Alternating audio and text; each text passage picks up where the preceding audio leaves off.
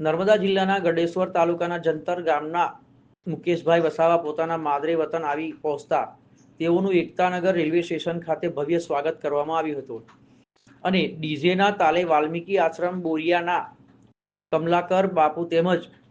આજુબાજુના અને પોતાના ગામના લોકોએ ભવ્ય સ્વાગત કરવામાં આવ્યું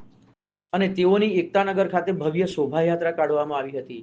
અને ત્યારબાદ જે આશ્રમમાં રહીને અભ્યાસ કર્યો છે તે વાલ્મીકી આશ્રમ ખાતે પણ તેઓનું સ્વાગત કરવામાં આવ્યું હતું। તેઓએ કુસ્તીમાં બીજો ક્રમ મેળવી શિલ્ડ મેડલ મેળવ્યો છે અને ગુજરાતનું નામ રોશન કર્યું છે અને આશ્રમ તેમજ પોતાના ગામનું પણ નામ રોશન કર્યું છે।